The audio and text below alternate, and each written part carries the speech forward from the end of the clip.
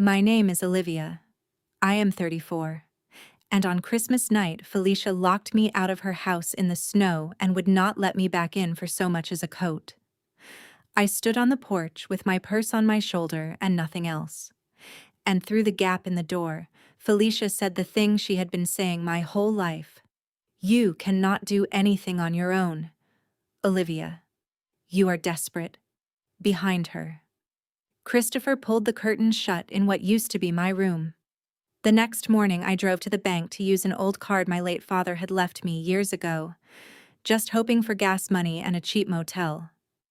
The manager swiped it, looked at her screen, and went white. "Ma'am," she whispered, "please sit down. You need to see this." 48 hours later. Felicia was not the one giving orders anymore. Welcome back to my channel, where the daughter they locked out on Christmas night with nothing but her purse turns out to be the one holding everything they never knew they had. If you have ever been called desperate by the very people who were leaning on you the hardest, drop a comment and tell me where you are watching from and what time it is right now. The screen changed everything. I sat in the plush leather chair of the manager's office. She slowly turned the computer monitor toward me, her hands physically shaking. The numbers glowing on the screen were not a mistake. $112 million. The international escrow account had officially cleared. The final wire transfer was complete. I did not gasp. I did not break down in tears of relief. I simply pulled a pen from my bag and signed the final receipt with a steady hand. Felicia truly believed she had destroyed me, just hours ago, in the VIP room of our family's annual charity gala. She had slid a non-disclosure agreement across a mahogany table. She demanded I sign away my inheritance and my professional voice to cover up her glaring financial discrepancies. When I politely declined, her polished mask slipped. She ordered the gala security to escort me out into the freezing snow. She proudly told the board of directors that I was suffering from a severe emotional breakdown. She commanded Christopher to turn his back on me. He did exactly as he was told, pulling the curtains shut on my life. I walked out of that bank holding a single, heavy folder. Inside was the finalized deed to the Blackwood Manor. It was a historic, isolated estate nestled deep in the mist-covered peaks of the Blue Ridge Mountains. I had purchased it entirely in cash. The funds came from a hidden, irrevocable trust my father had carefully established long before he passed away. Felicia knew absolutely nothing about this money. Christopher knew nothing about it. They were both sitting in their glass office towers right now, utterly convinced that I was penniless and shivering on a street corner. They expected me to come crawling back by sunset, begging for a warm bed and my old desk at the family auction house. I stepped into my car and locked the heavy doors. The steering wheel was freezing against my bare hands. I turned the key. The engine hummed a quiet, steady rhythm. I did not search my phone for a cheap motel. I did not draft a long, emotional text message to Felicia, asking why she hated me so much. Emotional confrontations are completely useless against a narcissist. I preferred the cold, hard weight of documentation. I merged onto the interstate. The glittering city skyline gradually faded in my rearview mirror, replaced by towering pine trees and dense, gray clouds. The old version of me might have felt the crushing sting of parental rejection. The old me might have spent the drive wondering why Felicia could never just be a normal mother, instead of a ruthless, calculating chief executive. But the woman driving up the mountain felt nothing but absolute, surgical clarity. The Blackwood Manor was not a random purchase. It was not a desperate escape. It was a fortress. The property featured a massive, climate-controlled historical archive, underground vaults, and off-the-grid servers. It was the exact kind of facility a forensic archivist needs when she is preparing to systematically dismantle a fraudulent empire. Felicia had spent 30 years building her pristine public image on the back of my father's untarnished legacy. She thought her power was absolute. She forgot that paper trails never truly vanish. The mountain road curved sharply. I navigated the winding, fog-heavy roads of the Blue Ridge Mountains. The silence in the car was deafening, leaving me alone with the one question people always ask when they hear my story. Why did I stay so long? Why would a highly educated, capable archivist endure Felicia's psychological control for over a decade? The answer was not financial dependence. It was not a lack of self-respect. The answer was sitting in a velvet dress back at that gala, burning up with a fever. The answer was Emmy. Emmy was Christopher's 8-year-old daughter. She was my niece. And she was the only pure thing left in our bloodline. Christopher was completely useless as a parent. He was a hollow puppet, entirely dependent on Felicia's approval and her corporate credit cards. Because of his negligence, Felicia had taken total control of Emmy's life. She paraded the little girl in front of cameras at every charity event. She used Emmy as a prop to secure million-dollar donations for the family's philanthropic foundation. Just last night, before I was thrown out, I had watched Emmy standing on the grand staircase. Her small face was flushed red. She was running a high fever. She had whispered that her throat hurt. I had tried to take her upstairs, but Felicia intervened. She gripped Emmy's fragile shoulder, digging her manicured nails into the fabric of the dress, and hissed at her to smile for the photographers. Felicia normalized this cruelty under the guise of family duty. She convinced everyone that this was just how elite families operated.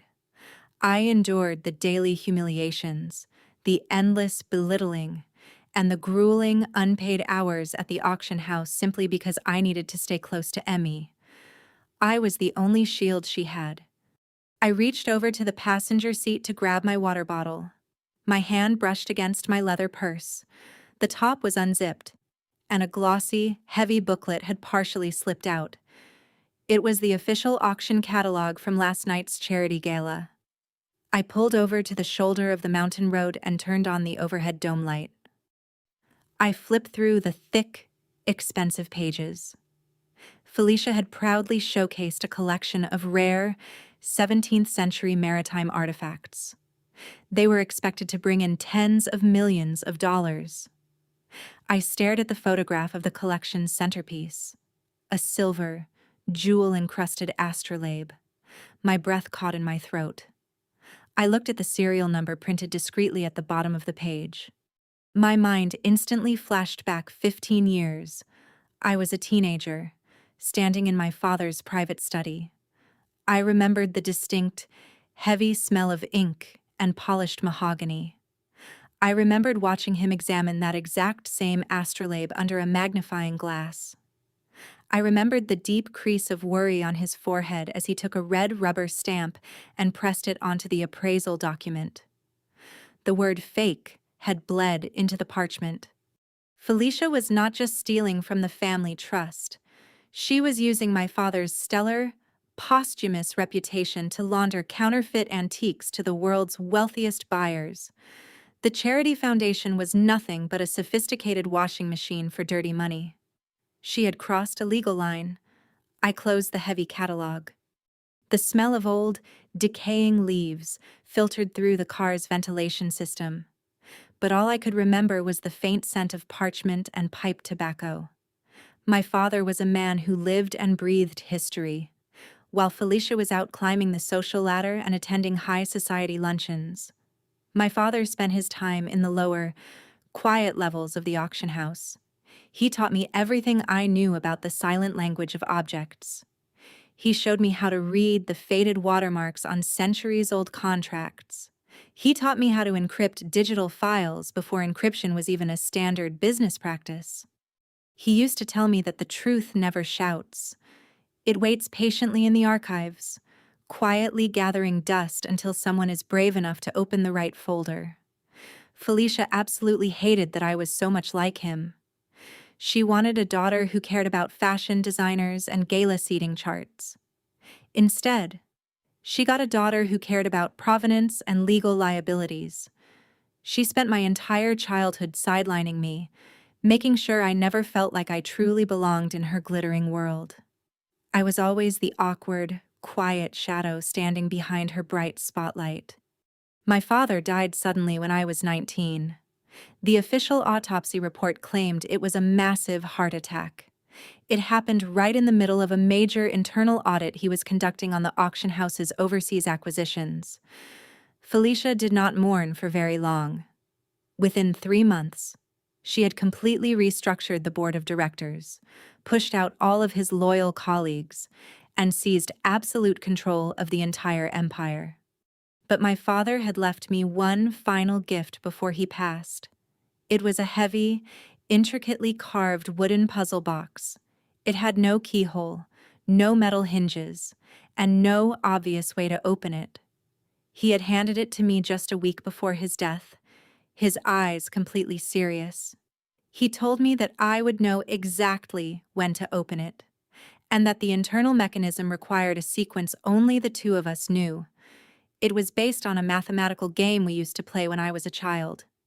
For 15 long years, that box had sat untouched on the top shelf of my closet. I had been too paralyzed by grief to touch it.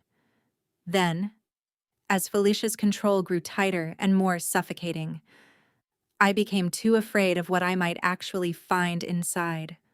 When she forced me out into the snow last night, I had not been able to grab the box.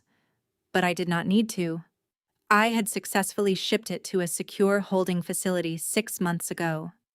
Right after I noticed the first alarming discrepancies in Emmy's trust fund statements. I put the car back in drive and continued up the steep, winding mountain pass. The fog was growing thicker, wrapping around the towering pine trees like a thick, gray blanket. The temperature gauge on the dashboard dropped steadily. I knew the truth about the counterfeit astrolabe was just the beginning. My father had suspected something massive, and Felicia had silenced him. She thought she had silenced me, too. She was drastically miscalculating my patience. The puzzle box was waiting. The navigation system on my dashboard lost its satellite signal exactly 10 miles before I reached the coordinates. I did not need the digital map. I had memorized the route weeks ago during my intense, anonymous due diligence on the property. The paved road slowly transitioned into cracked asphalt, and then finally into crushed gray gravel. The dense forest canopy blocked out whatever remained of the pale morning sun. Everything around me felt ancient, isolated, and perfectly still. Finally, the headlights swept across a towering structure of wrought iron and dark stone. The main gates of the Blackwood Manor stood at least 20 feet high, rusted from decades of mountain rain and neglect. Beyond the gates, the dark silhouette of the historic mansion loomed in the thick fog. It was a staggering architectural marvel of black granite, slate roofs, and narrow, watchful windows. It looked less like a comfortable home and more like an impenetrable, medieval fortress. That was exactly why I had purchased it. I parked the car in front of the locked gates and turned off the engine. According to the high-end real estate broker in New York, the property had been entirely abandoned for over 12 years. The broker had assured me that the only person on the grounds was a reclusive, elderly caretaker who was legally required to vacate the premises upon the finalization of the sale. I stepped out of the vehicle into the freezing, damp air. My breath plumed in white clouds in front of face. Before I could reach into my coat pocket for the master keys the bank manager had handed me, a figure emerged from the dense fog behind the iron bars. He moved without making a single sound. He was a tall, broad-shouldered man in his early 60s, wearing a heavy, dark wool coat. His silver hair was neatly combed, and his posture was impeccably straight, like a loyal soldier standing at attention. He carried a heavy ring of brass keys in his gloved hand. I braced myself for a confrontation. I fully expected him to demand my identification or ask why a lone woman was trespassing on a multi-million-dollar private estate. Instead, he simply inserted a massive iron key into the gate's lock. The heavy metal groaned as he pushed the gates wide open, stepping aside politely to let me pass. He looked at me with a pair of sharp, intelligent gray eyes. He did not look at my car, or my clothes, or the absolute lack of luggage. He looked directly at my face, studying my features with an intense, quiet recognition. "Welcome to Blackwood, Miss Olivia," he said. His voice was deep and steady, carrying easily through the cold mountain fog. I froze. I had used a completely blind holding company to execute the purchase. I had signed endless stacks of non-disclosure agreements with the brokerage firm. There was absolutely no legal way this isolated caretaker could possibly know my real first name. "How do you know who I am?" I asked. I kept my voice perfectly level, letting no fear show. The man offered a small, deeply respectful bow. "My name is Justin. I am the resident historian and groundskeeper. And I know your name because your father told me you would arrive before you turned 35. A chill ran down my spine. Justin led me through the massive, arched mahogany doors of the main residence. The interior of the Blackwood Manor was staggering. High vaulted ceilings, dust-sheeted antique furniture, and a profound, heavy silence that felt like a protective blanket. I had just set my purse down on a marble console table when my cell phone vibrated violently against the cold stone. The caller ID flashed briefly. It was an audio message forwarded from Maria, the longtime nanny whom Felicia employed mostly to keep Emmy out of her way. I tapped the screen to play the audio. I did not hear Maria's voice. Instead, the recording captured the chaotic, echoing acoustics of the charity gala's backstage area. Then, I heard Emmy. My 8-year-old niece was sobbing, the sound ragged and breathless, the unmistakable wheeze of a child pushing through a severe fever. "Stand up straight. Emmy, you are embarrassing me." Felicia's voice sliced through the recording. It was not a yell. Felicia never yelled in public. Her tone was a low, terrifying whisper designed to freeze the recipient in place. I heard a faint rustling, likely Felicia grabbing the delicate fabric of Emmy's dress. "The photographers from the Societal Digest are waiting outside those curtains," Felicia continued, her voice dripping with venom. "You will walk out there. You will hold your grandfather's commemorative plaque, and you will smile. If you ruin this auction for me, you will not see your father for a week. Do you understand?" Emmy whimpered a tiny, terrified apology. The recording abruptly cut off. Maria had sent it with a single, panicked text message attached. "She is burning up. Christopher won't intervene. I do not know what to do." A profound, icy stillness settled over me in that grand hallway. The old version of me would have immediately driven back down the mountain, stormed into the gala, and caused a public scene to drag Emmy out of there. But a public scene was exactly what Felicia wanted. She would have used it to validate her narrative that I was unhinged, dangerous, and unfit to be around the family. She would have called security, played the victim, and tightened her grip on Emmy even further. I looked down at the dark, silent screen of my phone. The anger inside me did not boil over into tears or screams. It crystallized. It turned into a sharp, methodical weapon. Felicia had crossed the final boundary. She was no longer just stealing my father's legacy or my financial independence. She was actively breaking a sick child to feed her own insatiable vanity. I looked up at Justin, who was standing quietly by the grand staircase, waiting for my instruction. I did not need a moment to collect myself. I knew exactly what had to be done next. The time for quietly enduring the abuse was permanently over. "Justin," I said, my voice completely steady. "Take me to the underground archives." I followed him into the shadows. We descended a spiraling stone staircase that seemed to plunge directly into the bedrock of the mountain. The air grew significantly colder with every step, carrying the distinct, sterile scent of ozone and preserved paper. Justin paused at the bottom of the stairs before a heavy steel door equipped with an outdated, mechanical combination lock. He turned the dials with practiced precision. The heavy bolts retracted with a deep, echoing clank, and he pushed the door open. Felicia's world was built on glittering chandeliers, champagne flutes, and fragile illusions. My world was right here. The Blackwood Underground Archive was a masterpiece of architectural preservation. A state-of-the-art, climate-controlled vault stretched out before me, lined with row upon row of rolling metal shelving units. My father had secretly funded the construction of this specific room nearly 2 decades ago. It was entirely off the grid, insulated from external interference, and completely invisible to the family's corporate accountants. I walked over to a massive oak drafting table positioned in the center of the room. It was perfectly preserved, waiting for me.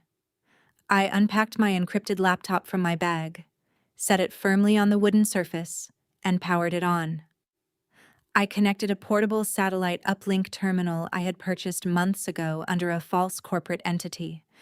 Within 90 seconds, a secure, untraceable connection was fully established. My family currently believed I was shivering in my car outside a cheap motel, crying over my ruined life.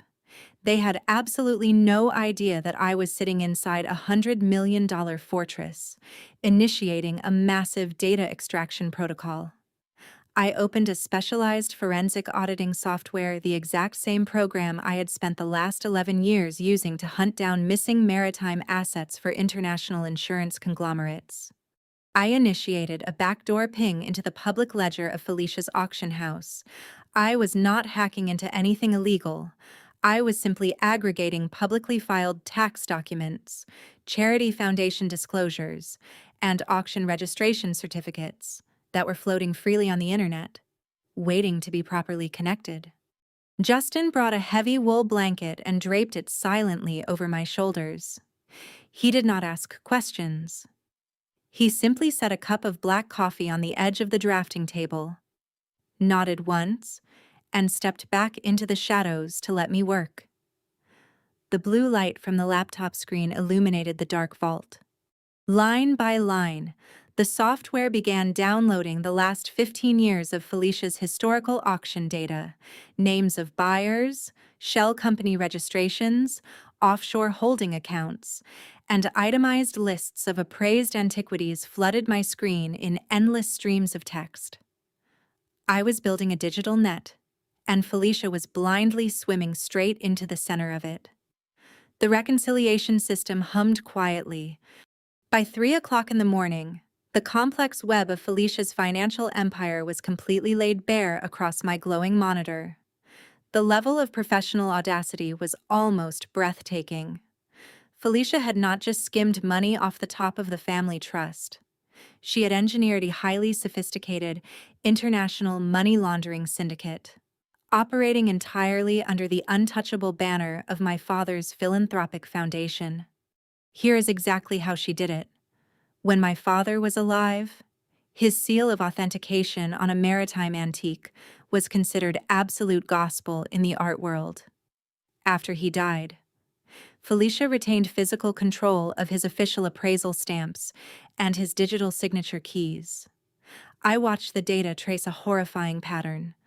Over the past 15 years, Felicia would acquire cheap, highly convincing counterfeit maritime artifacts, astrolabes, brass compasses, 17th-century naval maps from a shadow supplier in Eastern Europe. She would then forge my father's posthumous authentication documents to validate these fakes. Once the items were authenticated, she donated them to her own charity foundation, claiming massive, inflated tax write-offs for the family estate. But that was only the first half of the crime. The true brilliance of her fraud happened at the auction block. She would host glittering, high society charity galas, much like the one she had just kicked me out of. Anonymous buyers, which my software quickly revealed were actually shell companies controlled by her own close associates, would purchase the fake artifacts for tens of millions of dollars. The dirty money flowed seamlessly into the charity foundation as clean philanthropic donations, and was then quietly routed back out as consulting fees to Felicia's private offshore accounts. She was washing dirty money through fake history, using the impeccable reputation of a dead man who could not defend himself. She had turned my father's lifelong passion into a criminal enterprise, and she was using the stolen profits to maintain her iron grip on Christopher and Emmy. I leaned back in the heavy wooden chair and rubbed my tired eyes. I had the digital breadcrumbs. I had the offshore account routing numbers. I had the forged dates. But to completely destroy a woman with Felicia's level of legal protection and social capital, digital algorithms were not enough. I needed physical, undeniable proof. I needed the original baseline to prove the discrepancies. I needed my father's handwritten, original appraisal ledgers, the very books he used to record the truth before Felicia locked them away. Without them, her expensive lawyers could argue that the digital records were merely clerical errors. The final puzzle piece was missing. At exactly 7 o'clock in the morning, a sharp, metallic chime echoed from my laptop speakers. The automated blocking protocols I had quietly embedded in the family's trust accounts months ago had just been triggered. Felicia was attempting to authorize a massive, unexpected wire transfer from Emmy's educational trust fund to a private holding company. My system intercepted the request, flagged it as unauthorized, and froze the transaction entirely. 5 minutes later, my personal cell phone buzzed on the drafting table. The screen lit up with an incoming email. The sender was Felicia. I did not hesitate. I opened the message. There were no pleasantries, no false maternal concerns, and absolutely no remorse for leaving her daughter out in a freezing snowstorm the night before. Olivia, the email read, "Your childish attempts to interfere with the estate's banking portal have been noted and reported to our internal security team. You are embarrassing yourself. Christopher has already confirmed that several expensive items are missing from the family study following your dramatic exit last night. Sign the non-disclosure and inheritance waiver I sent to your digital inbox by noon today. If you refuse, I will personally file a police report for grand larceny. Do not test me. You have nothing, and you are nothing without this family." I read the words 3 times. The sheer, blinding arrogance of it was almost poetic. She genuinely believed that accusing me of petty theft would terrify me into signing away my birthright and my silence. She thought she was maneuvering a frightened, desperate girl into a corner. She had no idea she was poking a sleeping predator with a very short stick. I did not reply to the email. Engaging with a threat only gives the abuser the validation that their words have landed. Instead, I saved a certified, time-stamped PDF copy of her extortion attempt directly into the master evidence file. Felicia's threat was the absolute confirmation I needed. She was panicking. The blocked transaction meant she was suddenly experiencing liquidity issues, rushing to cover her tracks before the annual board meeting. The green light had just been illuminated. It was time to shift from forensic investigation to systematic, legal warfare. I reached for my phone, bypassed my family's contacts entirely, and dialed a secure number I had memorized 6 months ago. The line rang twice before a crisp. Professional voice answered, "Alina Legal Group." "Alina, it is Olivia," I said smoothly into the receiver. "The escrow has cleared. The auction data is compiled. She just put an extortion threat in writing. I am on my way, the lawyer replied. I ended the call immediately. Alina arrived at the heavy iron gates of the Blackwood Manor exactly 3 hours later. She was a senior partner at a boutique firm specializing in high-net-worth trust litigation and forensic financial recovery. She stepped out of her black sedan wearing a tailored charcoal suit, her expression entirely unreadable. Alina did not deal in emotional support or sympathetic hugs. She dealt exclusively in binding contracts, irrevocable clauses, and total financial destruction. That was exactly why I had hired her. Justin escorted her down into the climate-controlled archive. Alina did not gasp at the sheer scale of the underground fortress.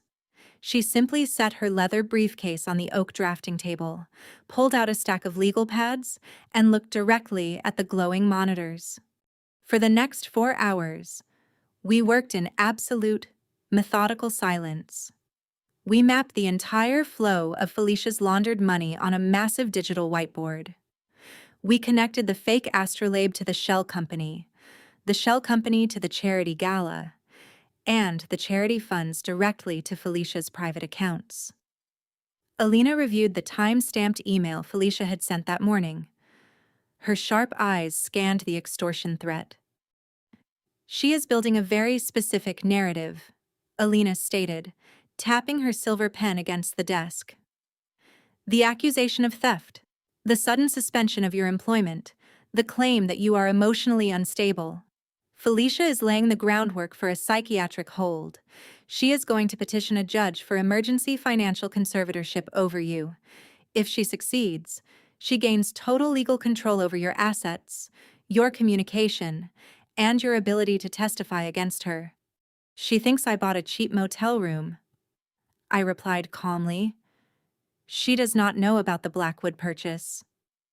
It will not matter once her private investigators track your license plate. Alina warned, her tone completely clinical. We have a 72-hour window before she legally attempts to freeze you. We need the physical, original ledgers your father wrote. Digital copies can be contested in court as manipulated files. Original ink cannot. I looked out toward the endless rows of metal shelving. Finding one specific book in an archive of this magnitude without an index was mathematically impossible within our time frame. Before I could formulate a search grid, the heavy steel door of the vault creaked open. Justin stepped into the room. He carried a silver tray holding a pot of Earl Grey tea and 2 porcelain cups. But it was not the tea that caught my immediate attention. Resting beside the silver teapot was a thick, yellowed envelope, sealed with a cracked wax crest. Justin looked at me, his gray eyes reflecting decades of heavy, silent loyalty. The letter was unsealed. Alina looked at the thick, yellowed envelope resting on the silver tray, but she did not reach for it. She knew better than to touch a piece of evidence before understanding its exact provenance. I stared at the cracked wax crest. It was my father's personal seal. I looked up at Justin. The elderly groundskeeper stood perfectly still, his hands clasped behind his back. The heavy silence in the underground archive felt thick enough to cut with a knife. I opened it the morning after he died. Justin said. His voice was remarkably calm, though his eyes carried the weight of a decade and a half of quiet suffering. He had given it to me a month prior, with strict instructions to only break the seal if something unexpected happened to him. When I heard the news of his sudden heart attack, I knew exactly what Felicia had done, not with a weapon, but with stress, manipulation, and endless corporate cruelty. I listened without interrupting. The old me would have been furious that he had hidden this from me for so long, but the archivist in me understood the brutal reality of survival.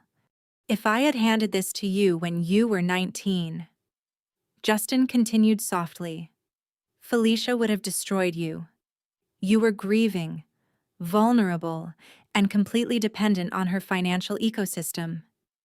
If I had gone to the police, she would have used her expensive legal team to discredit me as a disgruntled employee. She would have fired me, sold the Blackwood Manor to developers, and the underground archive would have been permanently paved over.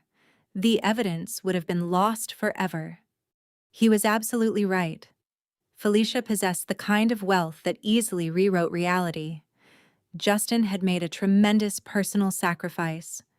He had chosen to live in complete isolation, watching the manor slowly decay around him, enduring Felicia's occasional, condescending inspections. He played the role of the harmless, forgetful caretaker perfectly. He swallowed his pride and his grief for 15 years, simply to stand guard over my father's final truth until the day I was strong enough to wield it. He reached into his heavy coat pocket and pulled out a small, intricately carved brass key. He placed it gently beside the envelope on the table. It was the exact missing piece for the wooden puzzle box sitting safely in my storage unit. "I have spent every single day waiting for you to come home," Justin said. "Your father knew you would figure it out. He just needed to buy you enough time to become the woman who could defeat her." I picked up the heavy brass key. The cold metal grounded me. I did not cry, but I placed my hand gently over Justin's gloved fingers, offering a silent, profound thank you for his unimaginable loyalty. We were no longer employer and caretaker. We were soldiers on the exact same battlefield. I picked up the envelope. I slid my fingers carefully under the flap of the yellowed envelope, breaking the remainder of the old wax seal. Inside was a single piece of thick parchment and a hand-drawn architectural schematic. The blueprint detailed the exact underground vault we were currently standing in, but it highlighted a specific structural anomaly at the very back of the room. A false wall panel situated exactly 3 feet behind the maritime history section. Alina immediately picked up her flashlight. We walked briskly down the narrow aisle of metal shelving. The air grew colder the deeper we went, following the blueprint. I pressed my hands against the cold stone of the rear wall, searching for the mechanical release mechanism. I found a slight depression in the granite. I pressed hard. With a deep, grinding sound, a narrow section of the wall popped open, revealing a hidden, climate-sealed compartment. Inside the dark recess sat a heavy iron lockbox. It had a brass keyhole perfectly matching the key Justin had just handed me. If you have ever found strength in the words of someone who is no longer here, drop a heart in the comments and let me know. I inserted the brass key and turned it. The heavy lid opened smoothly. Resting inside were 6 leather-bound ledgers, pristine and untouched by time. I carefully lifted the first book and opened it. The ink was unmistakably my father's precise, elegant handwriting. It was the original master appraisal log. Page after page detailed the exact maritime artifacts Felicia had been selling at her glamorous charity auctions. Beside every single item, my father had documented the chemical analysis, the carbon dating failures, and the clear proof of forgery. He had not just suspected Felicia's money laundering syndicate, he had thoroughly, meticulously documented it. He had built a flawless evidentiary chain proving that the items the charity foundation sold were cheap counterfeits. But the ledgers were not the most important thing in the box. Beneath the leather books lay a thick, professionally bound legal document. The cover page read, "The Blackwood Irrevocable Trust." Tucked neatly beneath the heavy legal binding was a small, handwritten note on my father's personal stationery. The ink had faded slightly, but the message was crystal clear. "Olivia, if you are reading this, I am already gone. Do not negotiate with Felicia. She will use your empathy against you. Protect your name. Protect the legacy. And most importantly, protect Emmy from the spotlight." He had known about Emmy. He had foreseen the exact cycle of abuse Felicia would inflict on the next generation of our family.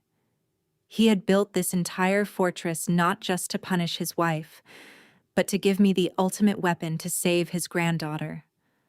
The puzzle was completely solved. The evidence was secured. The trap was fully loaded. I handed the trust document to Alina. Alina carried the heavy trust document back to the drafting table, spreading it open under the bright glow of the monitor. Her eyes scanned the legal jargon with the speed of a seasoned predator evaluating a flawless trap. A rare, genuine smile touched the corners of her mouth. She looked up at me, her expression vibrating with professional satisfaction. "Your father was a brilliant man," Alina stated, tapping the signature line. "Felicia is currently preparing to file an emergency psychiatric hold against you. She intends to tell a judge that you are emotionally unstable and incapable of managing your own finances. She wants a conservatorship to legally freeze your assets and force you back under her roof. But this document renders her entire strategy completely useless." She turned the pages so I could see the specific clauses. I needed to understand the exact mechanics of the weapon I was about to use. "This is an irrevocable trust," Alina explained, her voice steady and clinical. "When your father signed this 15 years ago, he permanently removed these funds from his own personal estate. The money never went through probate court.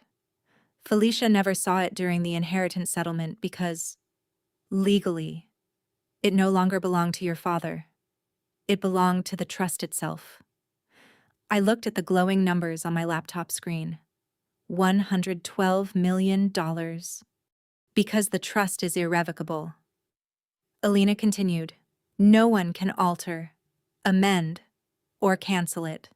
Not even a Supreme Court judge can force you to liquidate it to satisfy Felicia's demands, even if Felicia somehow successfully bribes a medical professional to declare you temporarily unfit. She still cannot touch a single penny. You do not personally own the Blackwood Manor. The trust owns it. You are merely the appointed trustee and the sole beneficiary." The sheer brilliance of the legal architecture settled over me. Felicia's entire empire was built on manipulating people's emotions and leveraging their financial dependence. She thrived on creating panic, but you cannot manipulate a binding contract. You cannot gaslight an escrow account.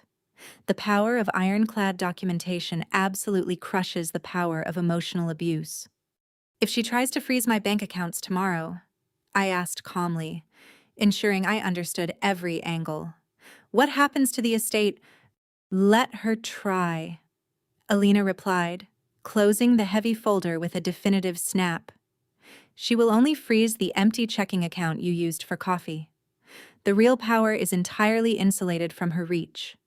Furthermore, because this trust was executed before his death and activated strictly upon your 34th birthday, any attempt Felicia makes to claim it as stolen corporate assets will be thrown out of court immediately. We have the original ledgers to prove her fraud. We have the clean money to sustain a massive legal battle. Now, we just need to deliver the execution in front of the right audience." I nodded slowly. The time for hiding in the shadows was officially over. Felicia thought she had thrown a desperate, helpless girl out into the freezing snow to beg for scraps. She was about to discover she had actually unleashed an untouchable adversary. The paperwork was absolute. The next 24 hours were a masterclass in silent, methodical preparation. There were no dramatic speeches, no angry social media posts, and absolutely no attempts to contact Christopher to beg for his loyalty. Retaliation born from emotion is sloppy and unpredictable. Retaliation born from meticulous archiving is a flawless, inescapable machine. Alina and I worked through the night inside the vault. We placed my father's original, leather-bound ledgers onto a high-resolution forensic scanner. Every single page of his handwritten notes, every canceled stamp, and every margin note detailing the forged astrolabes was digitized and heavily encrypted. Alina then compiled these files with the digital money laundering maps my software had generated the night before. At exactly 8 o'clock in the morning, Alina logged into a highly secure federal portal. She did not send the dossier to the local police department, where Felicia undoubtedly had connections and influence. Instead, Alina submitted the entire package directly to the white-collar crime division of the Federal Bureau of Investigation, cross-copying the International Art Loss Register. Once the upload reached 100%, Alina initiated the second phase of our strategy. She filed a formal request for federal witness protection status on my behalf. Because I had just handed the government undeniable proof of a multi-million-dollar international fraud syndicate, the approval was expedited. By noon, my name was officially flagged in the federal database. Any local injunction Felicia tried to file against me would immediately trigger a federal override. I was completely untouchable. Next, we moved to the physical evidence. I stood at the oak drafting table and assembled 12 identical, black leather binders. Inside each binder was a curated summary of Felicia's financial crimes. I included copies of the shell company registrations, the inflated tax write-offs, and side-by-side photographs of the fake artifacts next to my father's original, fraudulent stamps. I carefully hole-punched the pages, sliding them into the silver rings. Every single tab was perfectly aligned. My phone occasionally buzzed on the table. Christopher sent 3 text messages demanding I apologize to our mother. Felicia sent another email threatening to call the authorities if I did not sign her non-disclosure agreement by the end of the day. They were so confident in their perceived power. They were completely unaware that the ground beneath their expensive Italian leather shoes had already collapsed. I closed the final black binder and ran my hand over the smooth leather cover. I placed it neatly on top of the stack. I took a deep breath, inhaling the crisp, clean air of the underground archive. The suffocating, heavy anxiety that had plagued me for my entire life. The constant fear of never being good enough for Felicia's impossible standards was completely gone.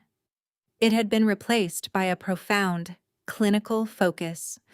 I looked at the clock on my laptop. It was currently 2 o'clock in the afternoon.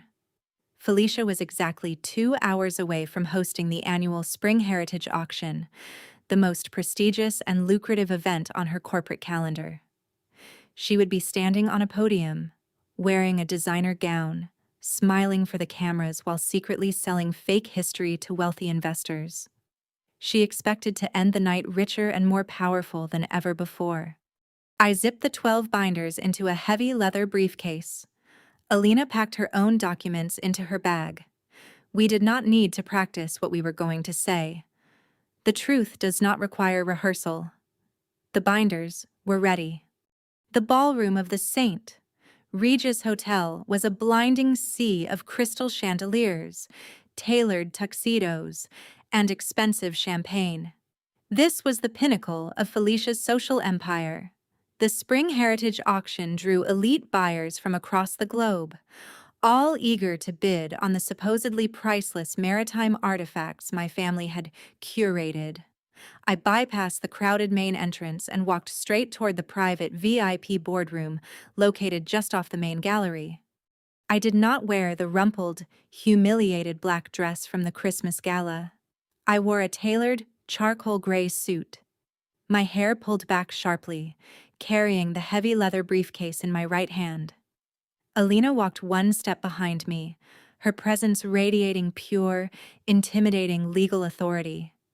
If you agree that silent, legal preparation is the ultimate form of karma, hit that like button right now before we see Felicia's downfall. 2 large security guards stood outside the boardroom. Recognizing me, one shifted uncomfortably, stammering that I wasn't on the list. I didn't argue. Alina handed him a sealed envelope bearing a federal crest. He went pale and stepped aside. I pushed the heavy doors open. 12 people sat around the massive glass conference table, billionaire buyers and elite appraisers. Felicia stood at the head, halfway through a polished speech about legacy. Christopher sat obediently to her right. When the doors clicked shut, every head turned. Christopher dropped his phone. Felicia's elegant smile froze. Her eyes darted from my suit to Alina's briefcase. She expected a broken girl begging for forgiveness, not a forensic archivist entering her sanctuary like an executioner. "Olivia," Felicia said, her voice dangerously low, "you are trespassing. Leave before I have you forcibly removed." I didn't flinch or match her venom. I walked smoothly to the opposite end of the table and set my briefcase down. "I am not here to join the auction," I said calmly. I opened the briefcase, the metallic clicks echoing sharply. Holding Felicia's gaze, I felt no lingering desire for a mother's love. I slid the first black binder toward the lead investor, the second to the chief appraiser. I distributed the dossiers methodically, like a dealer in a high-stakes casino. Felicia gripped the table, knuckles white. "Whatever fabricated nonsense she is handing you," she announced, "is the result of a severe psychiatric breakdown. My daughter is deeply unwell." I kept my voice level. "The documents in front of you are not my opinions." The board members opened the binders. The rustle of heavy pages filled the room. The lead investor scanned the side-by-side photographs of the counterfeit astrolabe and my father's original appraisal, declaring it a fake. "What is this?" the investor asked, ignoring Felicia. "A documented history of international fraud," I answered. "For 15 years, Felicia has purchased counterfeit antiquities, forged my late father's authentication seals, and sold those fakes to you, laundering the proceeds into her private accounts." Felicia let out a condescending laugh. "This is absurd." She waved dismissively. "My daughter was fired yesterday. She fabricated these documents out of spite." I simply pointed to the third tab. Page 42 shows the original wire transfers, matching the exact dates of every charity gala hosted since my father died. Next to them is a certified copy of his handwritten ledger, proving he knew the items were fraudulent. Christopher slowly opened his binder. Looking at the forged signatures, the reality of his existence shattered. Every dollar he had spent was bought with his dead father's desecrated name. Pale and speechless, he looked up at his mother, finally seeing the criminal beneath the designer pearls, and pushed his chair away from her. The investors began cross-referencing the routing numbers with their own banking records. The realization settled like a winter freeze. They had unwittingly participated in a money laundering syndicate. The evidence was undeniable. Felicia looked around at the shifting eyes and her son's terrified silence. For the first time, the invincible executive panicked. But a cornered narcissist doubles down. She snapped her fingers. The boardroom doors opened violently.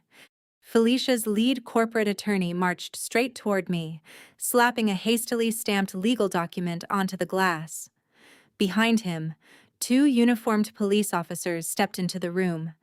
A collective gasp echoed. This was Felicia's final card, a theatrical display of power designed to terrify me into submission.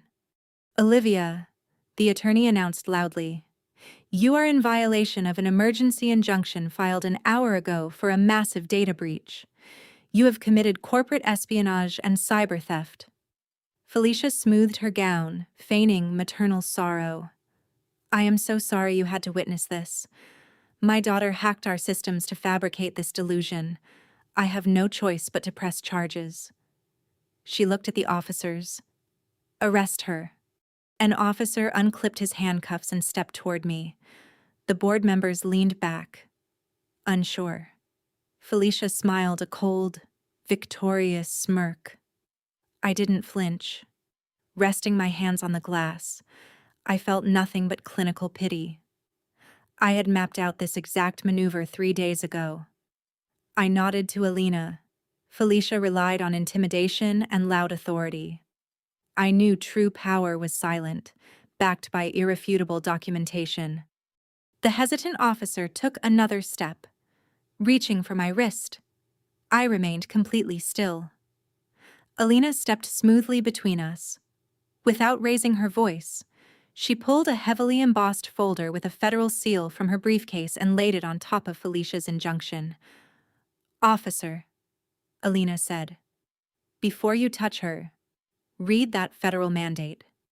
You are attempting to detain a protected witness in an ongoing federal investigation for international wire fraud." The officer froze. The attorney leaned in to read it, the blood draining from his face. Furthermore, Alina slid a second document across the glass. "This bank verification proves my client purchased the Blackwood Manor for $112 million through an independent trust predating Felicia's authority. She stole nothing. She merely audited her own family's criminal enterprise." Felicia's perfect posture broke. "The Blackwood Manor," she whispered. "That is impossible. You have no money." "I have my father's money," I corrected her quietly. "And I have his original, handwritten ledgers safely secured in a federal vault." The officer clipped his handcuffs back onto his belt and stepped away. He wasn't going to risk his badge against a federal protection order. Felicia's attorney closed his briefcase and walked out, abandoning his client. The investors were already calling their legal teams to distance themselves. Felicia stood completely alone. The illusion was gone. Heavy knocks echoed. 4 federal agents walked right in, bypassing the local police and heading straight for Felicia. She looked around pleadingly. Her wealthy friends refused to meet her gaze. Christopher buried his face in his hands. Finally, she looked at me not with disgust, but with absolute terror. She expected me to gloat or yell. But real satisfaction isn't shouting. It's watching someone who built a throne of lies realize that every document has a date, and every witness gets tired of being used. I picked up my briefcase as the agents surrounded her. The arrest was devoid of melodrama. The agents read her rights and escorted her out through a service elevator. Her empire evaporated in minutes. The board members practically ran out. Within half an hour, the boardroom was empty except for Alina, Christopher, and me. My brother stared blankly at the wall. The agents had named him a person of interest. His corporate cards were declining. His luxury lifestyle was over. I walked down the table, placed a single sheet of paper in front of him, and set down a silver pen. "What is this?" he asked, sounding like a terrified child. "A transfer of temporary guardianship," I said neutrally.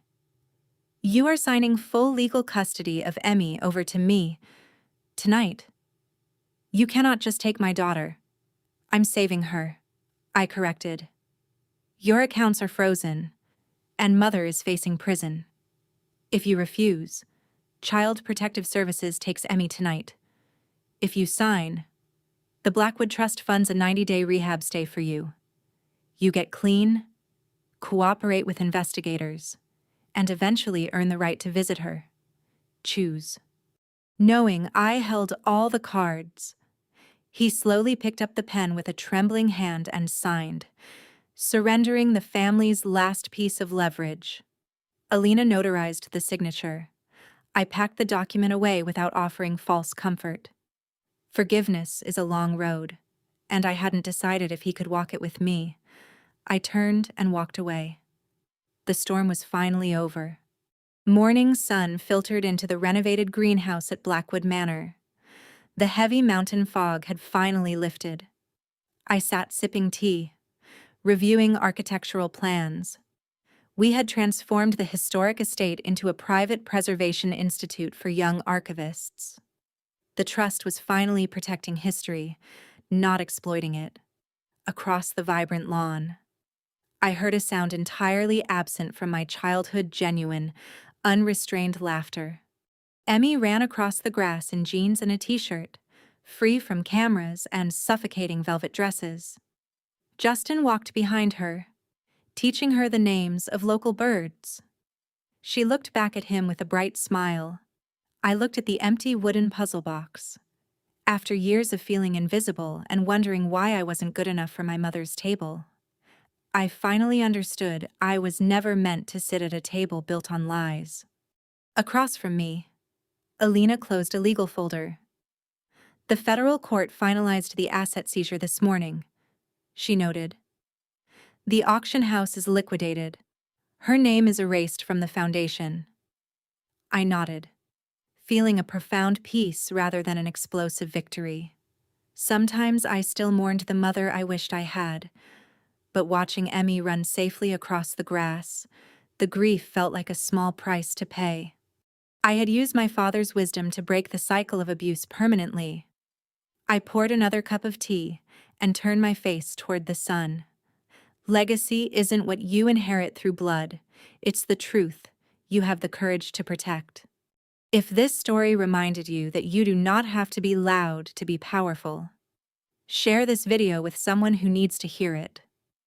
Remember, protect your peace, run the numbers, and never let anyone convince you that standing up for yourself is an act of betrayal. Protect your truth. See you in the next story. We built something completely real.